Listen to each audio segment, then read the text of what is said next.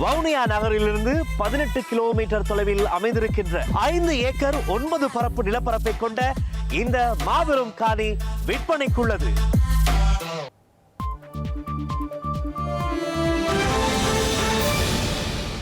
வணக்கம். இது ஐபிசி தமிழின் இரவு நேர பிரதான செய்திகள். முதலில் தலைப்புச் செய்திகள்.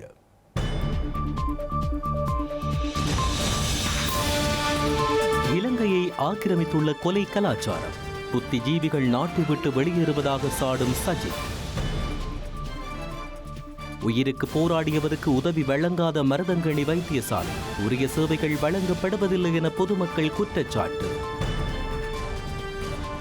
மன்னாரில் மீட்கப்பட்ட பெருந்தொகை கஞ்சா, போதைப் பொருளால் தமிழர் தாயகம் சீரழிவது குறித்து கரிசனை. இணையவழி சேவைகளை இடைநிறுத்திய ஸ்ரீலங்கா தேர்தல்கள் ஆணைக்குழு, பராமரிப்பு பணிகளே காரணம் என தகவல். திமுக கூட்டணி கட்டுக்கோப்பாக இருப்பதாக கூறும் திருமாவளவன், தேர்தல் களப்பணி முக்கியமானது அல்லவென கருத்து. பிரிக்ஸ் நாடுகளை எச்சரிக்கும் டொனால்ட் ட்ரம்ப், அமெரிக்க நலன்களுக்கு எதிராக செயற்பட்டால் மேலதிக வரி விதிக்கப்படும் என எச்சரிக்கை.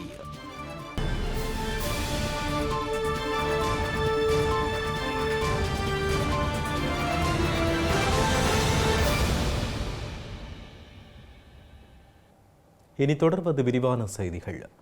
படித்தவர்களும் புத்திஜீவிகளும் நாட்டை விட்டு வெளியேறி வரும் அதேவேளை கொலை கலாச்சாரம் நாட்டை ஆக்கிரமித்துள்ளதாக ஸ்ரீலங்காவின் எதிர்க்கட்சித் தலைவர் சஜித் பிரேமதாச தெரிவித்துள்ளார். பிலியந்தலை மாகந்தன சங்கல்ப விகாரையில் இடம்பெற்ற நிகழ்வொன்றில் கலந்து கொண்டுரையாற்றிய அவர், இலவச சுகாதாரம் என்பது அரச வைத்தியசாலைகளில் இருந்து மருந்து சீட்டை பெற்று தனியார் மருந்தகத்தில் மருந்து வாங்கும் நடவடிக்கை அல்ல என்றும் சுட்டிக்காட்டியுள்ளார். இலங்கையிலிருந்து தற்போது மூளைசாலிகள் வெளியேறுவது அதிகரித்து வருவதாகவும், அடையாளம் தெரியாத துப்பாக்கிதாரிகளின் பிடியில் சிக்கி தவிக்கும் ஒரு சமூகம் உருவாக்கப்பட்டுள்ளது எனவும் சஜித் பிரேமதாச கூறியுள்ளார். இந்த கொலை கலாச்சாரம் அதிகரித்து வரும் நிலையில் கொடூரமான கொலைகாரர்கள், பாதாள உலக கும்பல்கள் மற்றும் போதைப்பொருள் கும்பல்களை கட்டுப்படுத்துவதற்கும் மக்கள் வாழும் சூழலை உருவாக்குவதற்கும் தேசிய பாதுகாப்பை உறுதிப்படுத்த வேண்டும் என அவர் வலியுறுத்தியுள்ளார். இதன் ஊடாக பொதுமக்கள் பாதுகாப்பை உறுதி செய்ய வேண்டும் என கூறியுள்ள எதிர்க்கட்சித் தலைவர், இதற்கு தேவையான வலுவானதொரு சட்டம் மற்றும் பாதுகாப்பு கட்டமைப்பை நிறுவுவது சகல அரச மற்றும் அரச சாரா குடிசார் சமூகத்தினது பொறுப்பாகும் எனவும் தெரிவித்துள்ளார். நாட்டின் நலன்புரி அரசின் முக்கிய அங்கமான சுகாதார கட்டமைப்பில் பெரும் சரிவும் வீழ்ச்சியும் ஏற்பட்டுள்ளதாகவும், தேசிய வைத்தியசாலையில் காணப்படும் 4 MRI ஸ்கேனர் எனப்படும் இயந்திரங்களில் 3 இயந்திரங்கள் செயலிழந்துள்ளதாக தெரிவிக்கப்படுகின்றது எனவும் அவர் கூறியுள்ளார். இருதய நோயாளிகள் வைத்தியசாலைகள் பெறும் சேவைகளுக்கு மேலதிக மருந்துகள் மற்றும் ஏனைய பொருட்களை பெறுவதற்கு 1 லட்சம் ரூபாவிற்கு மேல் மேலதிகமாக செலவிட வேண்டியுள்ளது எனவும் சஜித் பிரேமதாச குறிப்பிட்டுள்ளார். நுண்ணுயிர் எதிர்ப்பு மருந்துகள், மயக்க மருந்துகள் மற்றும் வலி நிவாரணிகளுக்கு கடுமையான தட்டுப்பாடு நிலவுகின்றன எனவும் அவர் கூறியுள்ளார்.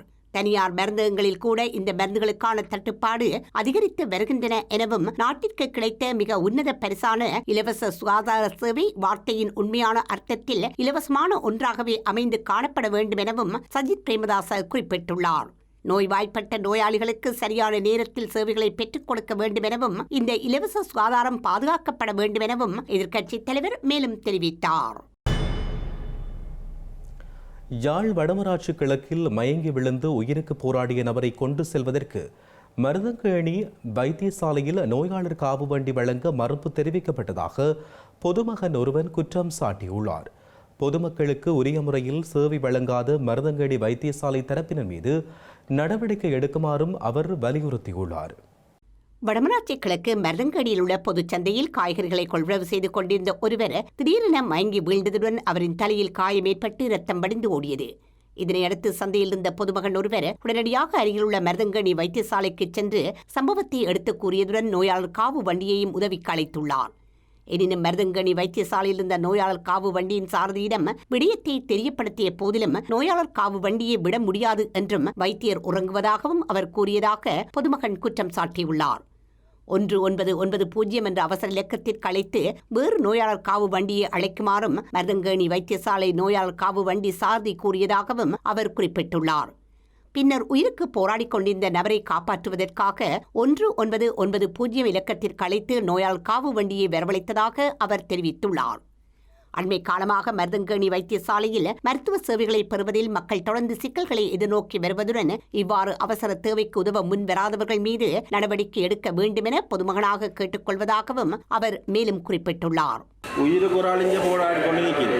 அப்போ நாங்கள் ஆம்புலன்ஸுக்கு போய் அங்கே சொல்லிக்காவே என்ன செய்திருக்கணும், முதல்ல ஆம்புலன்ஸ் அனுப்பி இது உயிரை முதல் காப்பாற்ற ஒரு வழியை பார்த்துருக்கணும். அப்படி இல்லை, உயிருக்கு போராட ஒரு ஆளுக்கு ஆம்புலன்ஸ் இல்லைன்னு சொன்னால் ஏன் இதில் ஹாஸ்பிட்டலில் ஆம்புலன்ஸ் இருக்குது. ஆம்புலன்ஸ் இல்லைன்னாலும் பிரச்சனை இல்லை, ஆம்புலன்ஸ் உள்ளே இருந்தது. நான் டிரைவரோட கதைச்சினேன், டிரைவர் சொல்கிறேன் அது நான் டாக்டரோட இருக்கா காய்ச்சிட்டு வரேன், டாக்டர் அங்கே ஒழும்பே இல்லையா. அப்போ ஏன் இதில் ஹாஸ்பிட்டல் இருக்குது, இந்த ஒரு சின்ன வட்டாரத்துக்குள்ளேயே உதவி செய்ய முடியலைண்டா. இதில் ஒரு ஆள் இந்த ரத்தங்களை பாருங்க, இடத்துல ரத்தம் இருக்கு, அடிபட்டு விழுந்து அந்த சாக துடிக்குது. பிறகு பழைக்கு கோல் பண்ணி, கொழும்பு கோல் பண்ணி, பழைய யாழ்ப்பாணத்திலேருந்து கோல் பண்ணி பழைய ஆம்புலன்ஸை தான் வந்து ஏற்றி கொண்டு போகுது. அப்போ இதில் பக்கத்தில் இருக்கிற ஹாஸ்பிட்டல் வரும், இந்த இதில் அடிபட்டு கிடந்த ஒரு ஆளுக்கு உதவி செய்யலைன்னு சொன்னால் அது என்னத்துக்கு அந்த நிர்வாகம், அது என்னத்துக்கு அந்த இது யார் இதுக்கு பொறுப்பு? அதுதான் கேள்வி, என்னோட முதல் கேள்வி, யார் இதுக்கு பொறுப்பு? மன்னாரில் 20 மில்லியன் ரூபாவுக்கும் அதிக பெறுமதியான கேரள கஞ்சா போதைப்பொருள் கைப்பற்றப்பட்டுள்ளது. இராணுவ புலனாய்வு பிரிவினருக்கு கிடைத்த ரகசிய தகவலின் அடிப்படையில் மேற்கொள்ளப்பட்டிருந்த நடவடிக்கையில் இன்று அதிகாலை பாரிய கேரள கஞ்சா பறிமுதல் செய்யப்பட்டுள்ளது. மன்னார் தலைமன்னார் காவல்துறை பிரிவிற்குட்பட்ட பகுதியில் நேற்று நள்ளிரவு 12 மணி அளவில் குற்ற புலனாய்வு பிரிவு விசேட சோதனை நடவடிக்கையை முன்னெடுத்தது. இதன்போது நடுக்குடா கடற்கரைக்கு அருகில் உள்ள 30வது காற்றாலை கோபுரத்திற்கு அருகில் உள்ள காட்டுப் பகுதியில் மறைத்து வைக்கப்பட்டிருந்த சுமார் 20 மில்லியன் ரூபாய் பெறுமதியான கேரள கஞ்சா மீட்கப்பட்டுள்ளது.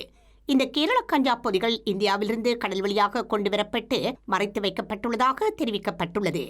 இந்த விடயம் தொடர்பாக மன்னார் காவல்துறையினர் மேலதிக விசாரணைகளை மேற்கொண்டு வருகின்றனர். ஸ்ரீலங்காவின் முன்னாள் அமைச்சர் துமிந்த திசாநாயக்க உள்ளிட்ட மூவருக்கான விளக்கமறியல் மேலும் நீடிக்கப்பட்டுள்ளது. கல்கிச நீதவான் நீதிமன்றத்தில் முன்னிலைப்படுத்தப்பட்ட மூவரையும் எதிர்வரும் 15ஆம் தேதி வரை விளக்கமறியலில் வைக்குமாறு நீதவான் உத்தரவிட்டுள்ளார். கொழும்பில் உள்ள சொகுசு தொடர்மாடி குடியிருப்பு ஒன்றில் நிறுத்தி வைக்கப்பட்டிருந்த காரில் இருந்த பெண்ணிடம் இருந்து தங்க முலாம் பூசப்பட்ட T56 ரக துப்பாக்கி ஒன்று காவல்துறையினரால் கைப்பற்றப்பட்டது. இது தொடர்பில் காவல்துறையினரால் மேற்கொள்ளப்பட்ட விசாரணைகளின் அடிப்படையில் முன்னாள் அமைச்சர் துமிந்த திசாநாயக்க கொழும்பு பம்லப்பிட்டி பிரதேசத்தில் வைத்து கடந்த மே மாதம் 23ஆம் தேதி கைது செய்யப்பட்டு விளக்கமறியலில் வைக்கப்பட்டார். இதனையடுத்து சிறைச்சாலையில் தடுத்து வைக்கப்பட்டிருந்த துமிந்த திசாநாயக்க சுயினம் காரணமாக மே மாதம் 25ஆம் தேதி சிறைச்சாலை வைத்தியசாலையில் அனுமதிக்கப்பட்டார்.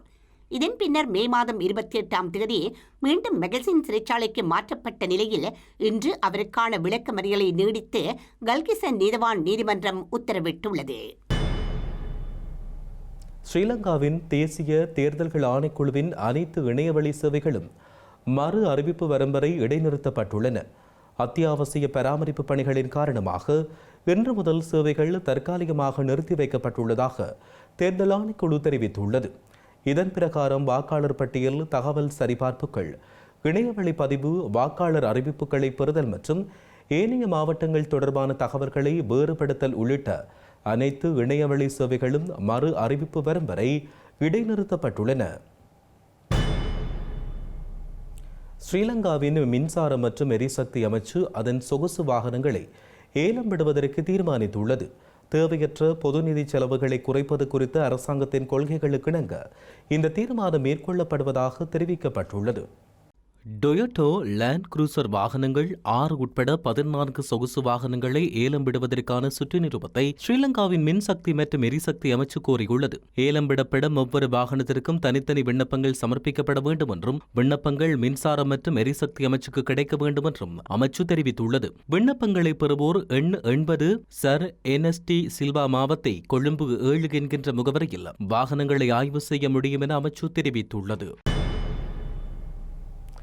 இலங்கை தமிழர் மறுவாழ்வு முகாம்களில் கட்டப்பட்ட 700க்கும் அதிகமான வீடுகள் இன்று பயனாளிகளிடம் கையளிக்கப்பட்டுள்ளன. தலைமைச் செயலகத்தில் இருந்தவாறு முதலமைச்சர் மு.க.ஸ்டாலின் இன்று இந்த கட்டடங்களை திறந்து வைத்துள்ளார்.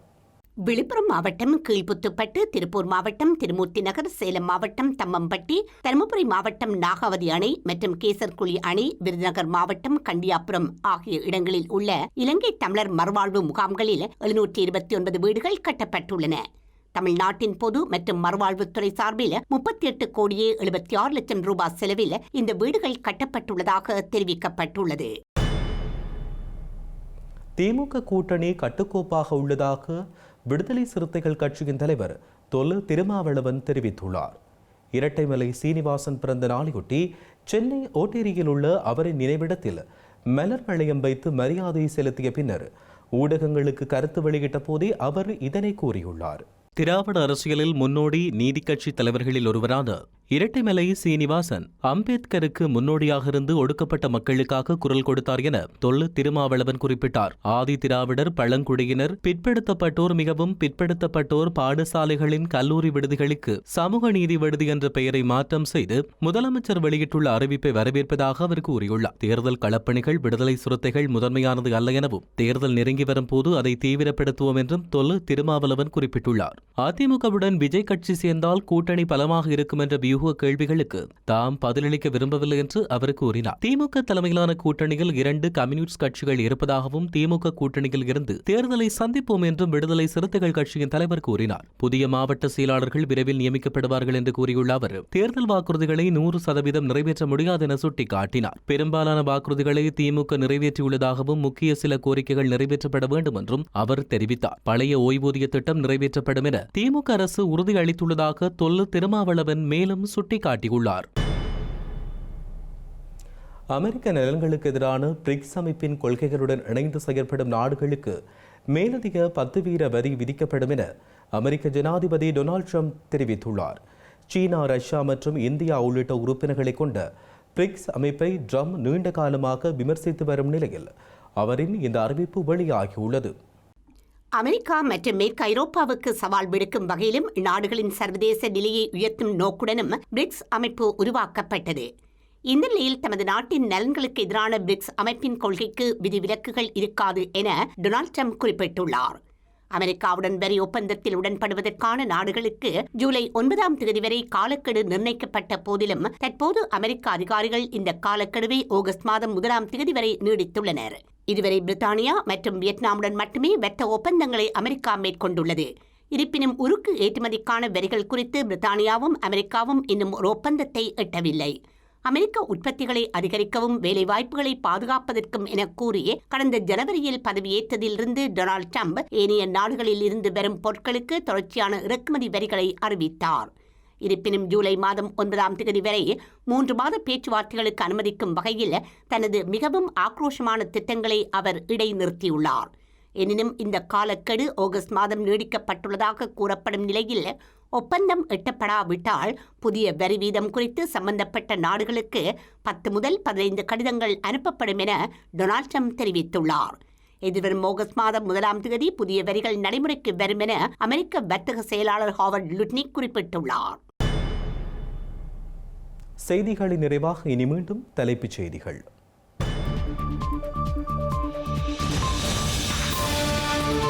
இலங்கையை ஆக்கிரமித்துள்ள கொலை கலாச்சாரம், புத்திஜீவிகள் நாட்டை விட்டு வெளியேறுவதாக சாடும் சஜித்.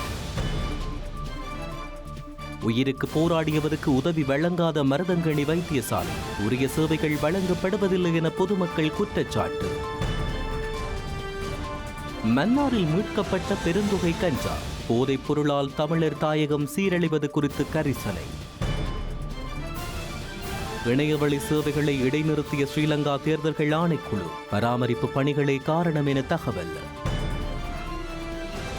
திமுக கூட்டணி கட்டுக்கோப்பாக இருப்பதாக கூறும் திருமாவளவன், தேர்தல் களப்பணி முக்கியமானது அல்லவென கருத்து. பிரிக்ஸ் நாடுகளை எச்சரிக்கும் டொனால்ட் ட்ரம்ப், அமெரிக்க நலன்களுக்கு எதிராக செயற்பட்டால் மேலதிக வரி விதிக்கப்படும் என எச்சரிக்கை.